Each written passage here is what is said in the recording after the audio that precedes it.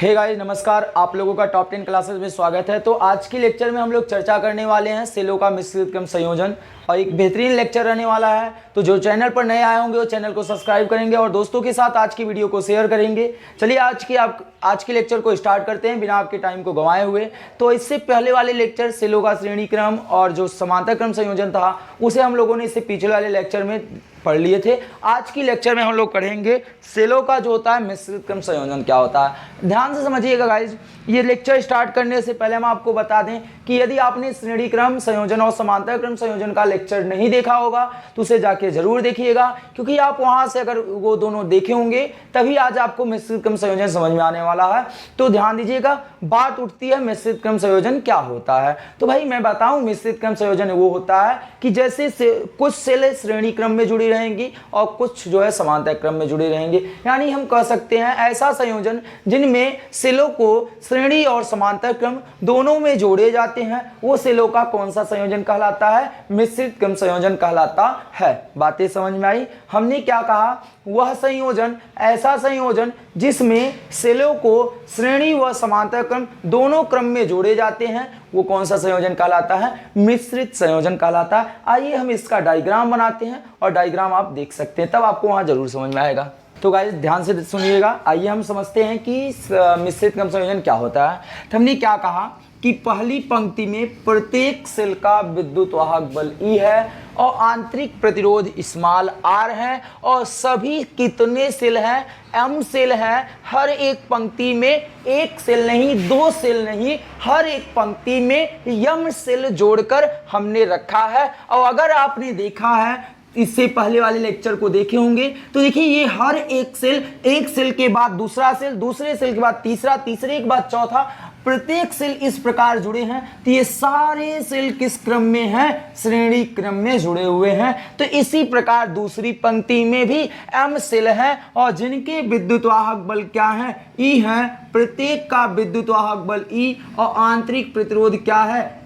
Small r है। और सभी लोग किस क्रम में जुड़े हुए हैं? सभी लोग किस क्रम में जुड़े हैं? श्रेणी क्रम में जुड़े हुए हैं। तो डॉट डॉट कितनी पंक्तियां हैं? n पंक्तियां हैं। कितनी पंक्तियां हैं भैया? n पंक्तियां, एक पंक्ति दो पंक्ति नहीं, कितनी पंक्ति हैं? n पंक्तियां हैं, जो कि n पंक्तियों में m सेल को श्रेणी क्रम में जोड़कर और किस क्रम में जोड़ दिया गया है? समांतर क्रम में जोड़ दिया गया है। तो आइए इसको भी हम लोग दिखा लेते हैं। ठीक गाइस, ध्यान दीजिएगा, यहाँ पर हमने आपको क्या कहा कि आप मोटे मोटे तौर पे ये समझिएगा कि यम सेलों को श्रेणी क्रम में जोड़कर, यम सेलों को श्रेणी क्रम में जोड़कर यन पंक्तियों को किस क्रम में जोड़ दिया गया है? समांतर क्रम में जोड़ दिया गया है। तथा बाह्य प्रतिरोध क्या है? कैपिटल R है। और जो परिपथ में प्रवाहित धारा है वो क्या है? I है। तो इस परिपथ में, इस संयोजन में आपको क्या ज्ञात करना है? धारा का मान ज्ञात करना है। इस संयोजन में जो धारा प्रवाहित हो रही है उस धारा का मान क्या होगा? वही आपको ज्ञात करना है। तो गाइस आइए हम लोग धारा का मान ज्ञात करते हैं। तो इसको जो है समझते हैं। तो आप समझिए, ध्यान से समझिए। आपने पढ़ा था कि यदि कोई भी सेल श्रेणी क्रम में जुड़ा होता है तो उसका विद्युत वाहक बल कितना होता है? तो जितने सेल जुड़े होते हैं उतनी गुना विद्युत वाहक बल होता है। तो ध्यान दीजिएगा, हम लोग चर्चा करेंगे पहली बार केवल पहली पंक्ति के लिए निकालेंगे। हर एक चीज पहली पंक्ति के लिए निकाल लेते हैं, फिर हम लोग कहां तक निकाल लेंगे? n पंक्ति तक की बात कर लेंगे। तो चलिए ध्यान से समझिएगा, पहली पंक्ति की बात हो रही है। मैंने पहली बार बता दिए कि हम लोग किसको निकालेंगे? पहली पंक्ति के लिए। किसके लिए चर्चा करेंगे? पहली पंक्ति के लिए। ध्यान से समझिए, पहली पंक्ति के लिए।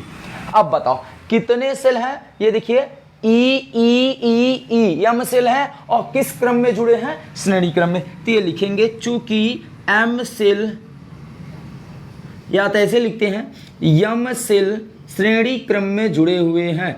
किस क्रम में है? श्रेणी क्रम में है। m सेल श्रेणी क्रम में जुड़े हैं।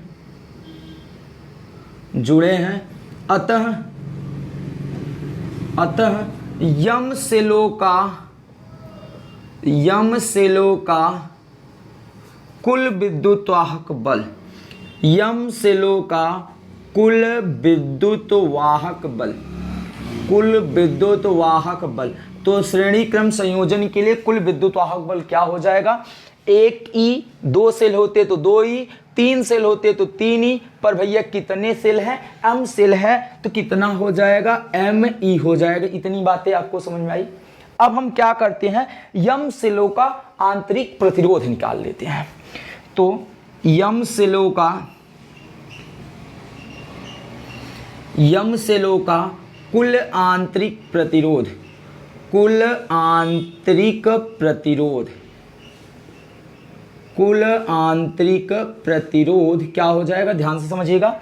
तो 1 R, 2 R हो जाएंगे, 2 सेल होते, 3 सेल होते तो 3 R हो जाता, 4 सेल होते तो 4 R हो जाता।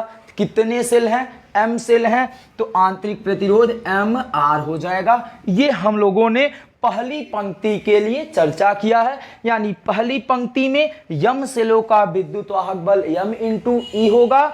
सॉरी, यहाँ स्मॉल e नहीं होना चाहिए था, कैपिटल E होना चाहिए था। तो ध्यान दीजिएगा, ME होगा और यम सेलों का जो आंतरिक प्रतिरोध होगा वो MR के बराबर होगा। ये तो पहली पंक्ति की बात हुई ना। अब आप सोचो कितनी पंक्तियां लिए हो भाई, n पंक्तियों लिए हो। तो अब हम लोग चर्चा करेंगे n पंक्तियों की, अर्थात n पंक्तियों का कुल विद्युत वाहक बल कितना होगा और n पंक्तियों का कुल आंतरिक प्रतिरोध क्या होगा, वही निकालेंगे। तो चलिए आगे हम लोग चर्चा करते हैं। लिखेंगे इसी प्रकार अब ध्यान दीजिए, तो सारे सेलों का कुल विद्युत वाहक बल कितना आ गया, ME के बराबर आ गया। तो इसी प्रकार यमई किस क्रम में जुड़े हैं, n पंक्तियों में किस क्रम में जुड़े हुए हैं, समांतर क्रम में जुड़े हैं। तो इसी प्रकार n पंक्तियों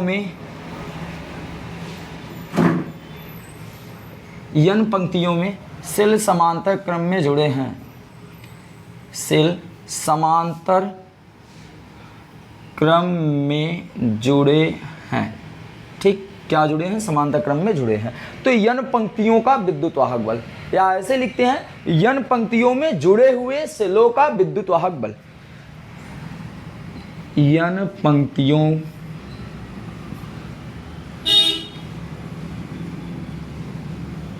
पंक्तियों में जुड़े सेलों का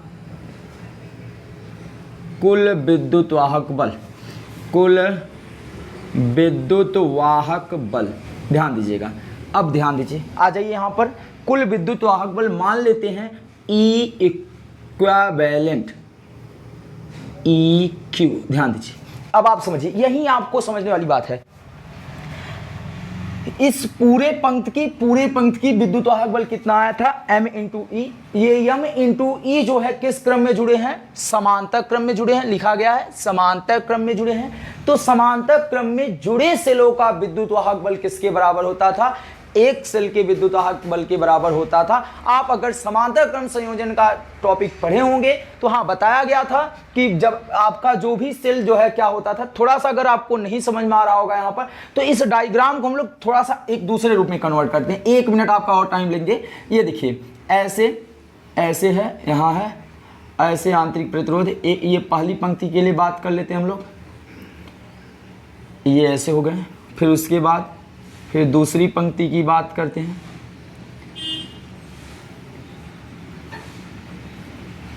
फिर ऐसे डॉट डॉट डॉट। कितनी पंक्तियां हैं, n पंक्तियां हैं ना, कितनी पंक्तियां हैं, n पंक्तियां हैं।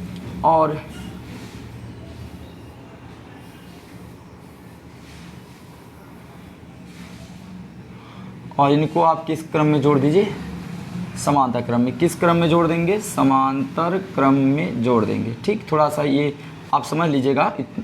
इनका विद्युत वाहक बल ME है और आंतरिक प्रतिरोध क्या है, MR है। फिर से विद्युत वाहक बल ME है, MR है। ऐसे ऐसे कितनी पंक्तियां हैं, देखिए आप ध्यान से समझिएगा। ये इनका विद्युत वाहक बल M इंटू E है, इनका विद्युत वाहक बल M इंटू E है, ये MR है, ये भी MR है। तो सोचो कि ये वाला जो इतना श्रेणी क्रम में जुड़े हुए थे, तो हर एक पंक्ति का विद्युत वाहक बल ME आ गया, ME आ गए। तो ऐसे ME MR वाले जो आपके प्रतिरोध प्राप्त हुए और जो सेल प्राप्त हुए वो किस क्रम में जुड़े हैं भैया, समांतर क्रम में जुड़े हैं। तो बताओ समांतर क्रम में जुड़े हैं तो प्रत्येक जो ऐसे सेल हैं सभी एक बिंदु पे आके जुड़ जा रहे हैं, तो वो एक सेल के विद्युत वाहक बल के बराबर हो जाएंगे और एक सेल का विद्युत वाहक बल कितना है, ME है। तो ये चीज हम यहां पर लिख देंगे। तो क्या लिखेंगे, n पंक्तियों में जुड़े सेलों का विद्युत वाहक बल बराबर क्या हो जाएगा, ध्यान दीजिए m इंटू कितना हो जाएगा, कैपिटल E। समीकरण नंबर आप 1 बनाना चाहते हो तो बना सकते हो, कोई दिक्कत किसी को, कोई समस्या नहीं होनी चाहिए। अब हम क्या चर्चा करेंगे, n पंक्तियों में जुड़े सेलों का कुल आंतरिक प्रतिरोध। तो लिखते हैं n पंक्तियों में जुड़े सेलों का कुल आंतरिक प्रतिरोध।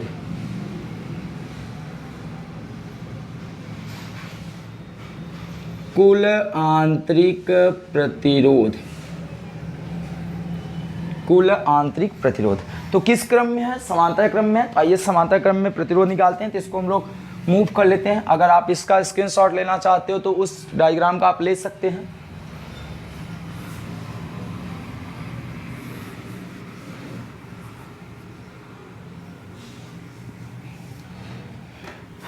तो ध्यान से समझिएगा, n पंक्तियों में जुड़े सेलों का कुल आंतरिक प्रतिरोध मानते हैं 1 बटे कितना हो जाएगा, R इक्विवेलेंट, ठीक, बराबर फार्मूला पढ़े हो 1/R1 plus 1/R2 plus 1/R3 plus dot dot, ठीक। तो अब बताओ 1/Req इक्वल टू क्या हो जाएगा, 1/R1।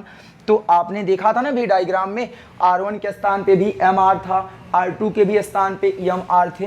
तो कितने हो जाएंगे, देखिए 1/MR फिर 1/MR plus dot dot dot, कितने थे भैया, n पंक्ति थी। कितनी पंक्ति थी, n पंक्ति थी। तो n पंक्ति की बात हो गई, ध्यान दीजिएगा। इतनी बात समझ में आई। अब बताओ इसको हम लोग हल करते हैं। तो 1/Req इक्वल टू कितना हो जाएगा, देखिए अगर इसका हर बराबर है, एक सेल होता तो 1/MR होता, 2 होता तो 2/MR होता, 3 होता तो 3/MR होता। कितनी है, n पंक्तियां हैं, तो कितना हो जाएगा, n/MR हो जाएगा। मुझे Req की वैल्यू चाहिए, तो ये ऊपर जाएंगे तो ये भी ऊपर चला जाएगा। तो Req इक्वल टू MR बटे कितना आ जाएगा, n। समीकरण नंबर क्या हो जाएगा, 2 हो जाएगा। बात समझ में आई। अब परिपथ में प्रवाहित धारा निकालते हैं। तो आइए ध्यान से समझिएगा, परिपथ में प्रवाहित धारा, क्या भैया, परिपथ में प्रवाहित धारा I मान लेते हैं। परिपथ में प्रवाहित धारा I बराबर, आपने फार्मूला क्या पढ़ा था, याद रखिएगा, आपने पढ़ा है I इक्वल टू V/R होता है। तो हाँ, V नहीं बल्कि क्या होता है, E होता है। E equivalent upon capital R plus small r EQ, ठीक। अब EQ की वैल्यू समीकरण 1 से रख देते हैं। तो समीकरण 1 से रखेंगे तो यहाँ क्या मिलेगा, ध्यान से समझिएगा, यहाँ रखेंगे तो ME मिल जाएगा। कितना मिलेगा, ME मिलेगा, पूरे के बटे कैपिटल R आपका वैसे ही रहेगा। स्मॉल Req की वैल्यू कितनी है, MR बटे कितना है, n है। बात समझ में आई। अब हम करते क्या है, इसके पूरे के बटे 1, इसका मल्टीप्लाई यहाँ कर देंगे, या तो आप देखिए भिन्न का जोड़ है, तो इनको हल करेंगे। तो भाई I इक्वल टू कितना आ जाएगा, ME आपके ऊपर रहेंगे। अब देखिए ये n, एक का एलसीएम लेंगे n आएगा, फिर n का मल्टीप्लाई यहाँ करेंगे तो NR हो जाएगा। फिर आगे प्लस क्या करेंगे, ध्यान दीजिएगा, अब n से n ये हो जाएगा तो यहाँ आपका आ जाएगा MR आ जाएगा। इतनी बातें समझ में आई। ये n का गुणा ऊपर हो जाएगा, तो I इक्वल टू MNE और NR प्लस क्या हो जाएगा, MR। तो परिपथ में जो अधिक प्रवाहित धारा होगी, जो परिपथ में प्रवाहित धारा होगी, उस धारा के लिए व्यंजक आपका ये प्राप्त हो जाएगा, क्या, I इक्वल टू MNE बटे NR प्लस MR, जहाँ कैपिटल R क्या है, बाह्य प्रतिरोध है, स्मॉल m क्या है, कितने सेल जुड़े थे, एम सेल यानी सेलों का संख्या है, और यन क्या है, पंक्तियां हैं, और ई क्या है, विद्युत वाहक बल है।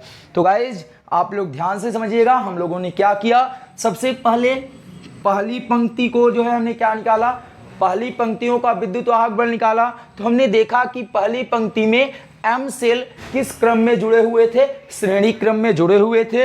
तो श्रेणी क्रम में जुड़े एम सेलों का जो विद्युत वाहक बल था वो m इंटू ई के बराबर हो गए। फिर इसी प्रकार एम सेलों का आंतरिक प्रतिरोध निकाले तो m इंटू आर के बराबर आ गया। इतनी बातें क्लियर हुई। फिर आपने दोबारा क्या किया कि इसी प्रकार एक पंक्ति नहीं था, यन पंक्ति थे और किस क्रम में जुड़े हुए थे, समांतर क्रम में जुड़े हुए थे। तो पता है समांतर क्रम में जुड़े हुए प्रत्येक सेलों का विद्युत वाहक बल एक सेल के बराबर हो जाता है। तो यहां पर एक सेल का विद्युत वाहक बल m इंटू ई के बराबर था। तो E इक्विवेलेंट इक्वल टू कितना आ गया, m इंटू ई। इसी प्रकार यन पंक्तियों में जुड़े सेल का आंतरिक प्रतिरोध निकाला। तो आंतरिक प्रतिरोध के लिए फार्मूला लगाया, क्योंकि समांतर क्रम संयोजन में थे तो समांतर क्रम संयोजन का फार्मूला लगा दिए। फिर आर इक्विवेलेंट का मान कितना आ गया, एम आर बटे कितना आ गया, स्मॉल एन आ गए। ये वैल्यू परिपथ में प्रवाहित धारा के लिए रख दिए। तो इस प्रकार व्यंजक आपको ये प्राप्त हो गया। तो आप इसका एक स्क्रीनशॉट लेना चाहते हो तो स्क्रीनशॉट लेते हो, ले लीजिएगा। फिर हम लोग बात करते हैं परिपथ में प्रवाहित अधिकतम धारा कब क्या होगा। थोड़ी सी लेक्चर आपकी आज की और बची है, तो बने रहिएगा वीडियो की अंत के साथ। अंत वाली बातें कुछ और रुचकर रहने वाली है, तो आप स्क्रीनशॉट लीजिएगा। फिर हम लोग आगे की चर्चा करते हैं। अधिकतम धारा के लिए शर्तें, तो ध्यान से समझिएगा, अधिकतम धारा के लिए शर्तें क्या होती है। तो सबसे पहला पॉइंट आपको क्या समझना है कि आपने फार्मूला निकाला था भी, I equal to M N E, फिर उसके बाद N R plus M R, ये उतारे थे, ये निकाले थे। तो ये धारा का मान आपने निकाला जब सेल किस क्रम में जुड़े रहते हैं, मिश्रित क्रम में जुड़े रहते हैं, तब के लिए व्यंजक का फॉर्म आपने ये निकाला। अब आप सोचो कि एम एन ई को इससे भाग दे रहे हो, तो भाई ये सेल जो परिपथ में अधिकतम धारा है ये तब होगा जब इसका मान मिनिमम हो। इसका मान जितना कम रहेगा उतना ही आई का मान आपको ज़्यादा ही मिलेगा। जैसे आप क्या समझते हैं, जैसे आई बराबर क्या हो गया 2/4 और आई बराबर हो गया 2/1। तो देखो यहाँ 1 है और यहाँ कितना है 4 है, तो यहाँ ये आई का मान यहाँ पर कम है, पर यहाँ आई का मान कितना है 2 एम्पियर है। तो सीधी सी बात है, जिससे आप भाग दे रहे हो अगर उसका मान आपका कम है तो ये आपको ज़्यादा ही ज़्यादा मिलने वाला है। तो बस यही हम लोग कह रहे हैं कि अधिकतम धारा के लिए शर्त क्या है कि यन आर और यम आर का मान वो क्या होना चाहिए, मिनिमम होना चाहिए।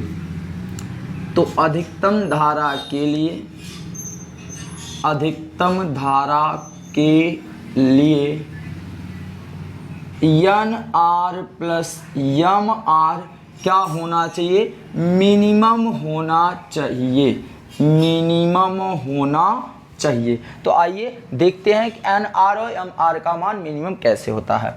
तो देखिए N R plus M R, देखिएगा N R plus M R को क्या हम ऐसे लिख सकते हैं, अंडर रूट एन आर और अंडर रूट यम आर, ये ध्यान दीजिएगा माइनस में अंडर रूट एन आर और अंडर रूट यम आर का क्या कर दिए होल स्क्वायर, और क्या कर दिए प्लस, क्या कर दिए प्लस अंडर रूट 2, क्या अंडर रूट 2, ध्यान दीजिएगा अंडर रूट 2 इंटू कितना कर दिए, ध्यान से समझिएगा अंडर रूट 2, ध्यान दीजिएगा। तो गाइज यहाँ पर थोड़ा सा आप लोग पुनः समझिएगा कि यहाँ पर क्या है 2, ध्यान से समझिएगा N R plus M R equal to, इसे हमने क्या किया कलड़ी में एन आर और माइनस एम आर का होल स्क्वायर प्लस 2 कलड़ी में एन आर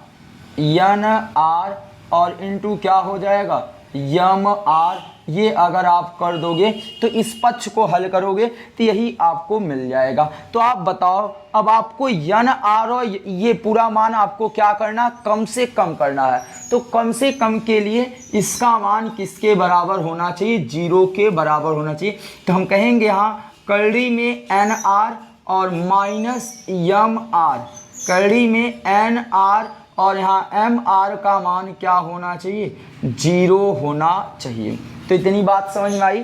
इसका मान हमने 0 कर दिया, तो ये चीज़ उधर चले जाएंगे तो एन आर क्या हो जाएगा, ध्यान दीजिएगा यहाँ पर कैपिटल आर रहेगा, बराबर उधर गए तो कैपिटल स्मॉल एम इंटू कितना हो गया, आर हो गया, माइनस क्या हो गया प्लस, दोनों तरफ क्या कर देंगे। तो गाइस ध्यान से समझिएगा आप लोग, यहाँ से पुनः देखिएगा हमने क्या कहा, दोनों तरफ वर्क करते हैं, तो दोनों तरफ वर्क किए तो आ गया एन आर, करड़ी हट जाएगा, केवल एम आर आ गए। बात समझ में आई।